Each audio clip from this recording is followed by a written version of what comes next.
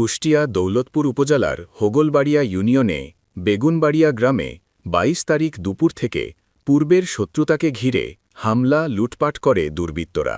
এতে আহত হয় ৩ জন। দৌলতপুর প্রতিনিধি মোহাম্মদ বাপ্পি হোসেনের প্রতিবেদনে দেখুন বিস্তারিত।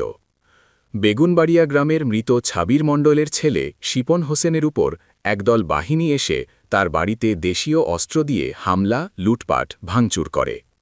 স্থানীয়রা জানান, রাতের আধারে এসে আসাদ বাহিনীরা জমির ফসল কেটে দেয়। এতে প্রতিবাদ করায় তাদের উপর হামলা করে। আমরা নিষেধ করলে আমাদেরকেও অস্ত্র দিয়ে হামলা করে।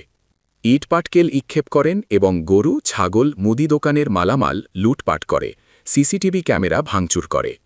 এলাকায় চরম উত্তেজনা বিরাজ করলে পুলিশ ঘটনাস্থলে গিয়ে পরিবেশ নিয়ন্ত্রণে। এ বিষয়ে দৌলতপুর থানার ভারপ্রাপ্ত ওসি মোহাম্মদ আরিফুর রহমান জানান, আমরা হামলা লুটপাটের ঘটনা শুনেছি। তাৎক্ষণিকভাবে পুলিশ ঘটনাস্থলে গিয়ে পরিবেশ নিয়ন্ত্রণে আনে। সুষ্ঠু তদন্ত করে ঘটনার সাথে জড়িতকারীদের আইনের আওতায় আনা হবে।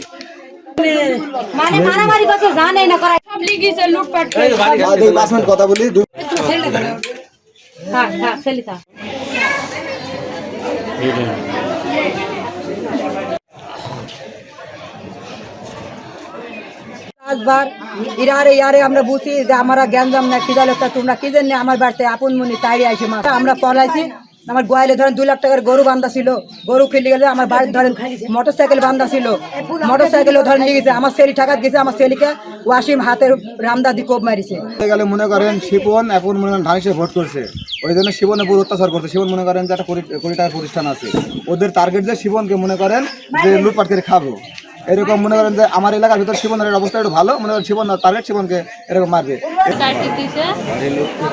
আর হলে শিবনের দোকান লুট করতে আইছে, আর আমার বাড়ির করে হামলা করতে আইছে। আমার স্বামী আমার ভাসুরেরা যায় ঘর মানে মাঠ ঘাট কিছু থাকে না ভাই, আমরা বলতে যাই আমার জোর করতে আমার এসে মারে রাত্রে ইট মারে ক্ষতি করেছে বুঝলেন। আর আসাদ রাশেদ নাসিম মিটু সাইফুল ওয়াসিম, মেন হলে আসাদ, মেন আসাদ নাসিম আর হলে